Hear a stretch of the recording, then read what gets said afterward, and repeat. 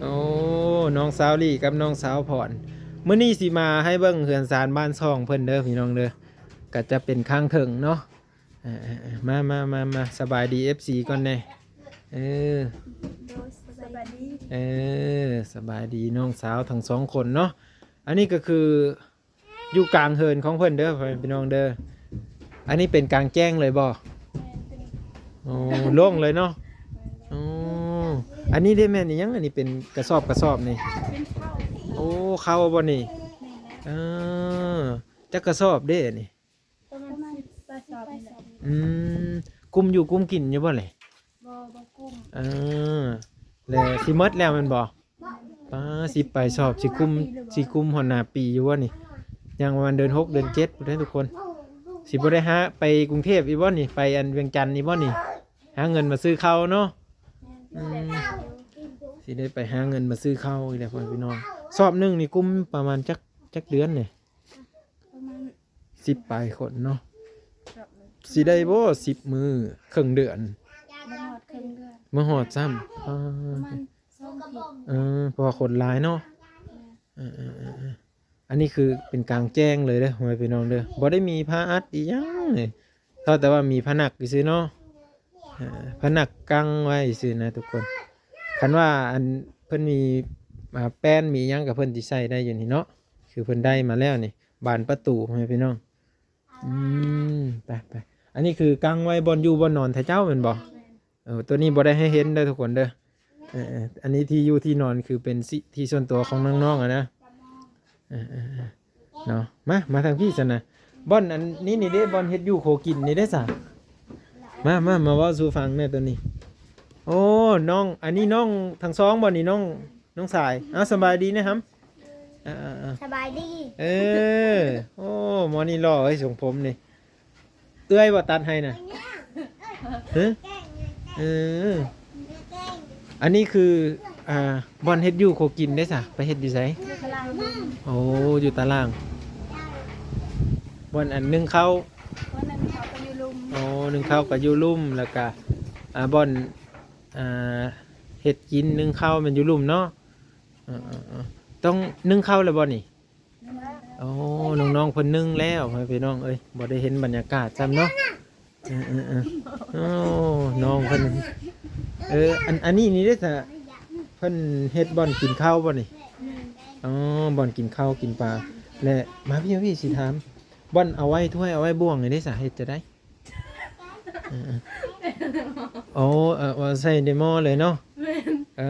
อนี่น้องลี่เข้ามาพี่กันยังบ่ทันได้มีตู้แม่นบ่โอ้ตู้อีหยังกันยังบ่มีเนาะอันนี้นี่เด้เขาเอิ้นว่าอีหยังอันนี้อันเป็นอันเพิ่งเลิงอันนี้กระดงบ่แม่นบ่ สวยขาว โอ้กระดงสวยเข้าโอเคเนาะบ่ฮู้จักเด้อตัวนี้ก็ได้ เดี๋ยวน้องลี่เอาใส่แฮนด์ทั้งสองข้างเป็นกระหังเลยเนาะ โอ้แสดงว่าตู้นี่ยังบ่ทันมีนี่เนาะ บ่ โอ้อันนี้คือเพิ่นประยุกต์ใช้อันนี้เนาะจะเก็บอิหยังไว้อยู่นี่บ่ แม่ อ๋อเก็บปลาแดกปลาดำมันเอาใส่อยู่ในหลังเลยพี่น้องอันนี้ก็คือบัดเพิ่นสิเฮ็ดเฮือนครัวนี่เด้ได้ยินน้องลี่ว่าสิเฮ็ดเฮือนครัวเพิ่นสิเฮ็ดออกก็ออกทางนี้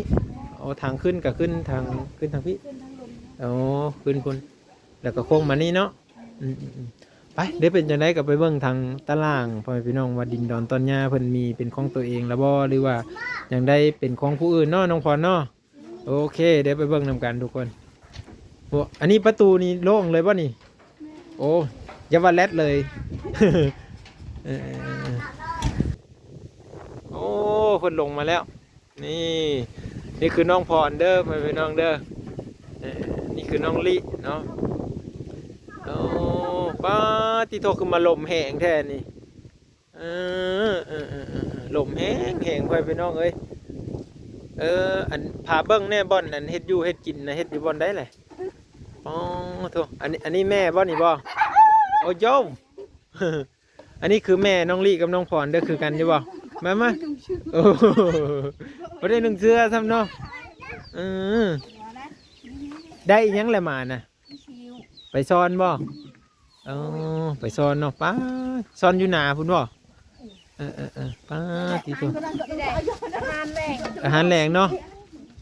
โอ้เพิ่นสิเฮ็ดอยู่เฮ็ดกิน อันนี้คือแม่ไปหามาแล้วสุเจ้าเฮ็ดอยู่เฮ็ดกินบ่บัดนี้โอเคเดี๋ยวเบิ่งบรรยากาศไปเลยเด้อซะเด้อคันว่าจังซั่นก็ได้อันนี้คือบ่อนเพิ่นเฮ็ดอยู่เฮ็ดกินขั้วไปแล้วเด้ โอ้เฮ็ดเฮือนโคบ่ทันแล้วเนาะยังขาดอีหยังเนี่ยสังกะสีโอ้สังกะสีก็บ่ทันมี แป้นบ่ โอ้พวกแป้นพวกสังกะสีเนาะโอ้ก็ถือว่ายังบ่ทันได้สมบูรณ์นี่พี่น้องสุเพิ่นก็ต้องดิ้นรนหาเงินหาค่ำนี่อันนี้คือสิได้พากันเฮ็ดอยู่เฮ็ดกินเนาะน้องพรเอ้าเดี๋ยวน้องพรปิ้นมาพี่ในสิถามจักบาทผู้เป็นมีน้ำใช้แล้วบ่ บ่ได้นั่งยังบ่มี โอ้น้ำสร้างเด้โอ้บ่ทันมีเนาะอันนั้นคือบ่อัดไว้ก่อนน่ะจะน้อยไก่อันยังก็จะน้ำมันสิเต้นเนาะโอเคโอ้น้ำนี่ยังบ่ทันได้มีโอ้แล้วไปตักอยู่ไสล่ะบัดนี้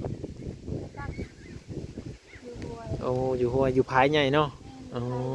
อยู่พายใหญ่ก็คือเป็นพายที่เพิ่นเก็บน้ำไว้เพื่อว่าให้ประชาชนได้ไปใช้ได้ไปเอามาใช้ในชีวิตประจำวันติดตัวย่างไปบ่หรือว่าเฮ็ดจะได้ไปโอ้บางเทื่อก็ย่างไปเนาะไก่ได้ไหมพี่น้องเพื่อสิได้น้ำมาใช้นี่นะนี่เนาะน้ำเดี๋ยวนี้มันก็เริ่มแบบแห้งเลยเนาะ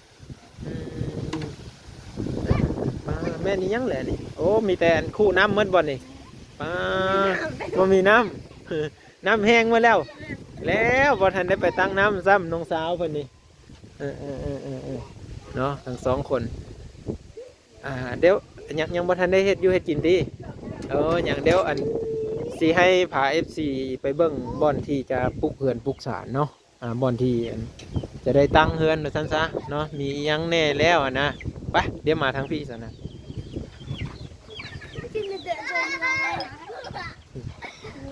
เนาะก็คือเนาะคือให้น้องสาวทั้งสองคนนี่นะพามาเบิ่งมาอันนี้เด้น้องลิอันนี้เป็นกระถางอีหยังอันนี้แม่นน้ำใสบ่แสดงว่าใส่รถไปตักเทื่อนึง3พุยที่ถูกพี่น้องเอ้ยไปโอ้น้องรัดอันนี้เนาะน้องรัดสบายดีมาพี่เดี๋ยวสิถามตัวนี้เด้อมาพี่น้องเด้ออันนี้ก็คือเป็นอันนี้คือเสาเฮือนบ่นี่อันนี้คือพ่อเฮ็ดเองเลยพ่อเฮ็ดเองเลยได้จับหน่อไม้นี่เนาะป้าตัวเป็นผู้หญิงอายุ10 ปลายปี18เนาะน้องลี่เนี่ย16 ปีซอยพ่อซอยแม่ทำบ้านพ่อพี่น้องสร้างบ้านเนาะก็คือเพิ่นสิได้ตั้งเสาอันนี้เนี่ยเพิ่นเกี่ยมไว้แล้วนี่แต่ว่ายังกงไม้ยังมีเมื่อแหละแต่ว่ายังขาดแต่สังกะสีเนาะสังกะสีกับแป้นเนาะแป้นก็ยังไม่ทันมีได้นี่ทุกคนโอ้เนาะอันนี้คือ2น้องสาววันนี้ซอยงานพ่อแม่เนาะก็คือยกไม้บ่จะเป็นเสานี่ก็ยกคือกันบ่บ่เจ็บแอวบ่บ่มีคนบ่ย่านแบบว่าเสียแอวเสียอีหยังบ่ก็อยากเพื่อนเด้ออดนักอยู่บ่เวลาย่อนี่ก็นักอะไรเนาะมันบ่มีคนเนาะก็เลยจำเป็นเอ้าจังได๋ก็ก็มีแต่ผู้ชายผู้เดียวก็เลยซอยก็เลยซอยเพิ่นเนาะโอเคเดี๋ยวนะพ่อพี่น้องอันนี้ก็คือว่างมาถ่ายบรรยากาศในเบิ่งเด้อมี FC คนหนึงเพิ่นคอมเมนต์มาว่าอยากเห็นบ้านน้องสาวลี่กับน้องสาวพรเด้อว่าซั่นว่างก็เลยมารีวิวให้เบิ่งเนาะอันนี้คือดินดอนต้นหญ้าได้เป็นของตัวเองเลยบ่แม่นเป็นของตัวเองเพิ่นปั่นให้เลยอันนี้คือมาอยู่ดินพ่อหรือดินแม่ตัวนี้ดินแม่โอ้ดินแม่เนาะก็คือแม่ก็เป็นคนบ้านนี้พ่อก็เป็นคนบ้านนี้โอเคเนาะก็เลยว่ามาอยู่ดินแม่เนาะกว้างอยู่บ่ดินนี่ฮอดไซก่อนน้องสะผู้กะแม่นบ่น้องสะกะแม่นเด้อทุกคน อันนี้จะเป็นข้างล่างของบ้านน้องลีกับน้องผอนเด้อเอาน้องลีเข้ามาพี่หน่อยเอ่ออันนี้จะเป็นบ้านของเพิ่นเด้อทุกคนเด้อถือว่าสร้างสำเร็จในปีนี้เนาะย้อนว่าน้ำพักน้ำแหงซอยกันเนาะคนละไม้ละมือคนละเหือละแหงเพื่อสิได้เหือนหลังใหญ่ๆปานนี้หมดเงินหลายแสนเติบอยู่ได้นี่เนาะหาเงินจนบ่มีได้เก็บพ่อแม่พี่น้องจนบ่ได้เก็บจนบ่ได้เป็นของตัวเองเนาะเป็นแต่อีตนสงสารอยู่นี่ฮะเมื่ออยู่บ่เวลาไปหาเงินแต่ว่าอยากให้เฮามีบ้านเนาะแต่ว่าบ้านน้องลีกับน้องพรนี่กว้างเนาะกว้างพูนนะแต่ว่าบ่มีน้ำใช้ต้องไปตักอยู่ไก่ ลงหวยขึ้นนู่นลงเขา เพื่อสิฮอดน้ำป้า บาเจ็บเอว เนาะบ่จังหาบบ่จังหาม ว่าสิอยากพักว่าสิตายว่าได้บักคือกัน ได้ซอยแวกอยู่เหือนอีกแมันบ่ จับใหม่จับใหม่นะพ่อแม่ ต้องได้ซอยเพิ่นเนาะเว้าอะไรจะให้เลยแหละอย่าคอยเด้ จะได้เว้าอะไรสิให้เป็นเอาบ่ได้เด้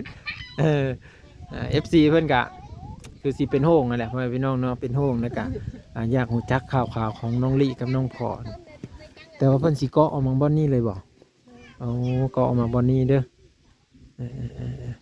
แต่ว่าคันมีเงินมีคำนี่เด้แผนการนี่อยากได้อยู่บ่อยากได้อีหยังก็น้ำน้ำนี่หลายกว่ากาไฟเนาะไฟนี่ลักใกล้ๆเลยนี่เนาะแต่ว่ายังบ่ทันได้มีเงินเอาเข้ามันบ่ ต้องไปหาเงินจัก4-5 ปีมาได้นี่เนาะหลายหมื่นเติบบ่ประมาณคร่าวๆพอได้หูจัก ก็ไล่ ฮอดบ่3-4 หมื่นวันหรือว่าบ่เทิงเพราะว่าน้องๆกับบ่ทันหูจักเนาะน้องๆก็โอเคซะนะก็คือเพิ่นบ่ทันได้หูจักเด้อเรื่องพื้นเรื่องไผแต่ว่าเฮือนซานเพิ่นนี่คือหลักๆก็คือน้ำเนาะใช้ชีวิตประจำวันแต่ถามอีนี่เวลาอาบน้ำนี่ไปอาบอยู่ไสล่ะบัดบ่มีน้ำ เอาอาบอยู่หน้าอาบอยู่ในท้อง อ๋ออาบอยู่นานี่คือมีน้องซาบ่ แม่นมีน้อง อ๋อบ่ทันได้มีน้ำสร้างอยู่พุ่นกะ บ่มี มีแต่อาบน้ำน้องเห็นว่างามๆนะนี่พากันอาบน้ำน้องนะพี่น้องไม่แม่นธรรมดาเด้นี่ถือว่าแม่เพิ่นนี่เลี้ยงลูกแบบว่าอาบน้ำน้องไปเลยลูกเอ้ยเนี่ยได้ก็งามคือเก้าเฮาคนงามมีเด้ เนาะก็สิ ธรรมชาติ สิไปอาบห้องเพิ่นร้ายกะเกรงใจเพิ่นเนาะ แม่น ก็เลยว่าอาบน้ำน้องเนาะโอเคสนะอันนี้คือมาถามเรื่องราวชีวิตของน้องลิกับน้องผอนเนาะพายังหูจักอีหยังก็คอมเมนต์มาได้เนาะแล้วก็มีความคิดเห็นเนาะน้องผอนเนาะโดยเพราะว่าแต่เพิ่นกันยังบ่ทันได้มียังเป็นของตัวเองดอกที่ว่าไปหาเงินหาคำกันนี่เลยบ้านหลังนี้ซอยกันสร้างซอยกันหาไปพี่น้องปิดท้ายด้วยสิ่งที่สวยงามก็คือบ้านเนาะสิ่งที่ยังขาดก็คือน้ำบาดาล ธรรมดา กับไฟฟ้า ตัวนี้เด้อ เอาสบายดีน้องทั้งสองเด้อไอซีได้จบคลิปเด้อบันนี้เด้อโดยสบายดี สบายดี โดยโอเค